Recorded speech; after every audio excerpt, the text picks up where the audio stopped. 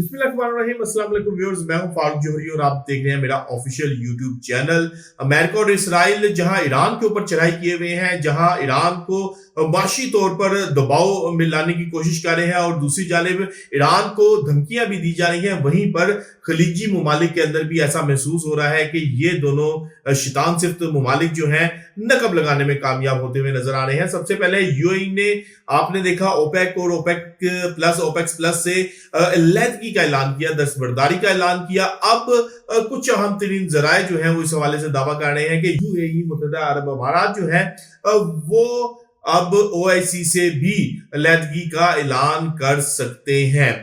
तो अमेरिका जो कुछ खलीजी ममालिक में भी अब खेल खेल रहा है वो भी बहुत ज्यादा अलार्मिंग है। ऐसा महसूस हो रहा है कि अमेरिका खलीजी ममालिक के अंदर जो सऊदी अरब की गिरफ्त थी उसको कमजोर करना चाह रहा है। बेसिकली सऊदी अरब को कमजोर करना चाह रहा है। वजह क्या है? वजह यह है कि ईरान जंग में अमेरिका का और इसराइल का ख्याल था कि जब अगर सऊदी अरब के ऊपर स्ट्राइक्स होंगी तो सऊदी अरब फौरी तौर पर मैदान में आएगा और अमेरिका और इसराइल के साथ खड़ा हुआ नजर आएगा। लेकिन यहां पर मोहम्मद बिन सुलेमान ने बेहतरीन फैसला किया, बेहतरीन फैसला साजी की और मुकम्मल तौर पर इस जंग में लाताल्लुक नजर आए और मुकम्मल तौर पर जो है इस जंग में शरीक नहीं हुए, जिसका बहरहाल अमेरिका को रंज है। और अब इसी चीज को मद्देनजर रखते हुए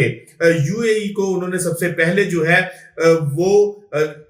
ऑन बोर्ड रखा और ओपेक और ओपेक प्लस से जो है ओपेक्स प्लस से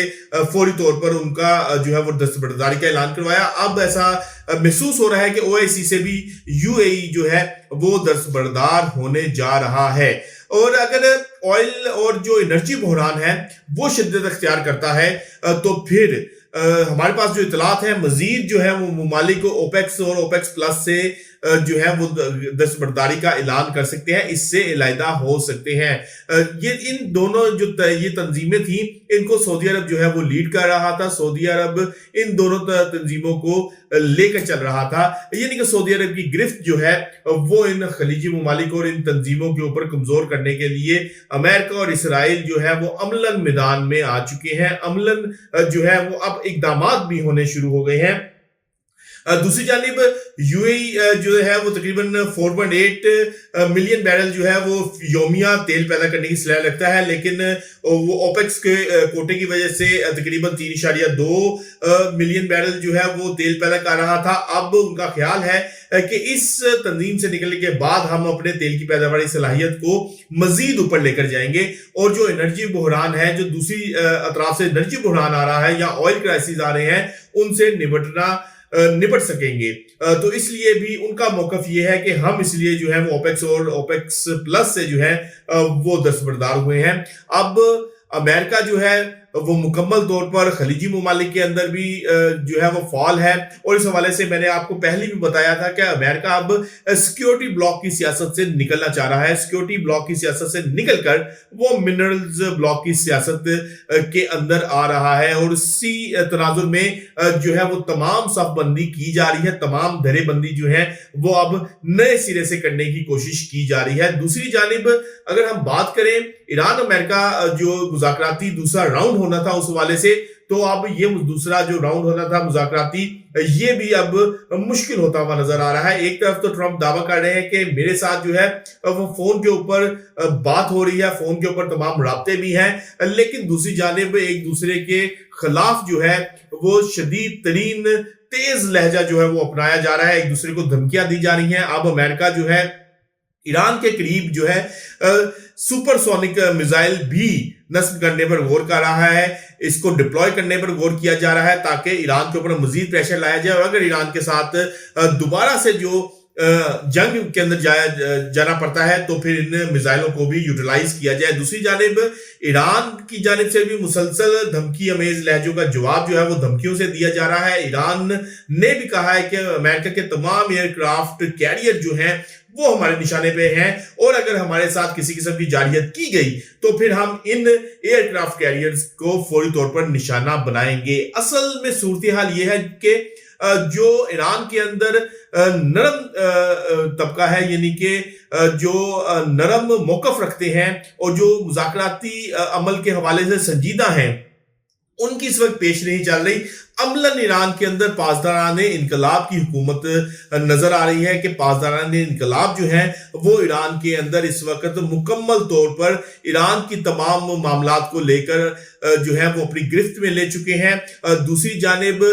जो सियासी रहनुमा है, भले वो पासदारान इनकलाब से निकले हों या फिर दूसरी जानिब से आए हों, वो मुकम्मल तौर पर इस मंजरनामे में बेबस नजर आ रहे हैं। और पासदारान इनकलाब जो है वो हमने पहले भी बताया था कि वो मुज़ाकराती अमल में इतना संजीदा नहीं है, ना ही वो मुज़ाकराती अमल के हवाले से जो है वो मामलात को आगे लेकर चलना चाह रहा है। तो अगर ये सूरत हाल यही रहती है तो फिर ईरान और अमेरिका एक मर्तबा फिर जो है एक दूसरे के सामने खड़े नजर आएंगे। आबने हरमस का मामला अब तक हल नहीं हो सका। अमेरिका ने आबने हरमस के हवाले से जो ईरान ने तजावीज पेश की थी उनको यकसर मुस्तरद कर दिया है और कहा है कि आबने हरमस की जो ब्लॉकेड है वो हम कंटिन्यू करेंगे, यानी कि ईरान के ऊपर माशी दबाव को बरकरार रखा जाएगा, ईरान के ऊपर माशी दबाव को डाला जाएगा और ईरान को किसी सूरत भी इस माशी दबाव से नहीं निकलने दिया जाएगा। अब तक की जो सूरत हाल है ईरान के अंदर